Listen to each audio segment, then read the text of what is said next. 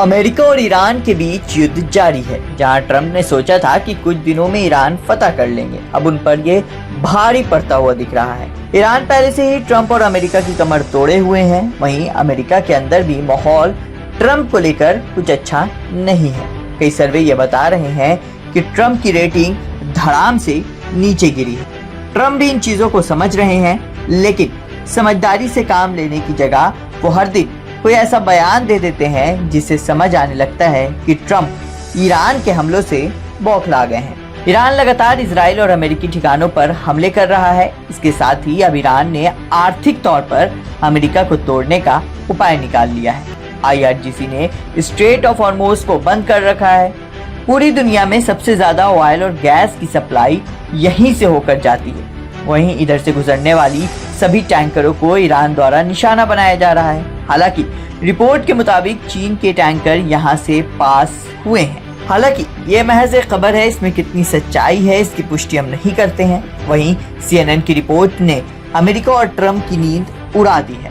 CNN की एक report के अनुसार ईरान हॉर्मुज़ स्ट्रेट से चुनिंदा तेल टैंकरों को गुजारने पर विचार कर रहा है, बशर्ते उनका भुगतान अमेरिकी डॉलर की बजाय चीनी युआन यानी कि चीन की करेंसी में किया जाए। इसे ईरान का बड़ा मूव माना जा रहा है। अगर ऐसा होता है तो अमेरिका के लिए यह अब तक का सबसे बड़ा झटका माना जाएगा। ईरान अमेरिका को हर तरह से चोट पहुंचाने में लगा हुआ है। पहले उसके सैन्य ठिकानों पर हमला, फिर स्ट्रेट ऑफ हॉर्मुज़ को बंद कर विदेशी दबाव बनाना और अब आर्थिक रूप से अमेरिका को कमजोर करना। ये सब कुछ ट्रंप के लिए भी आसान नहीं है। भले ही ट्रंप इसके बाद अमेरिका के राष्ट्रपति नहीं बनेंगे अमेरिका की कानून के मुताबिक, लेकिन उनकी पार्टी को चुनाव लड़ना है। यही वजह है कि कुछ रिपोर्ट्स ये दावा कर रही है कि ईरान पर हमले को लेकर अमेरिका के उपराष्ट्रपति JD वेंस ईरान के साथ वॉर को लेकर ज्यादा सहमत नहीं थे। वहीं जब इस पर उनसे सवाल भी किया गया तो उन्होंने ऐसा जवाब दिया जिसे सुन सभी चौंक गए। उन्होंने कहा कि मुझे आपको निराश करने से दुख हो रहा है, लेकिन मैं आपको यह नहीं बताऊंगा कि मैंने क्लासिफाइड रूम में क्या कहा था। कुछ हद तक इसलिए क्योंकि मैं जेल नहीं जाना चाहता।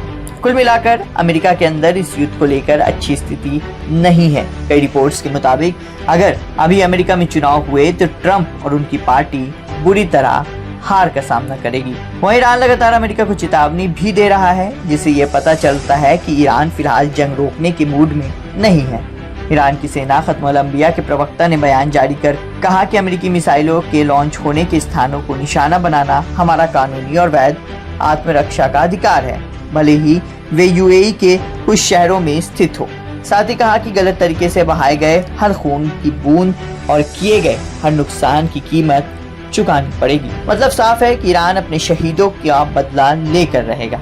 इस पूरे जंग में अहम भूमिका में IRGC है, इस्लामिक रिवॉल्यूशनरी गार्ड, जो कि पूरे ऑपरेशन को लगभग लीड कर रही है। IRGC के मोहसिन रिजाई ने कहा कि युद्ध का अंत हमारे हाथ में है। हम युद्ध खत्म करने के बारे में तभी सोचेंगे जब हमें US से अपनी सभी नुकसान का पूरा मुआवजा मिल जाएगा और हमें भविष्य के लिए 100% गारंटी मिले, जो कि फारस की खाड़ी से US के हटने के बिना मुमकिन नहीं है। तो ये है पूरी घटनाक्रम। इन सब पे क्या है आपकी राय, हमें कमेंट कर जरूर बताएं।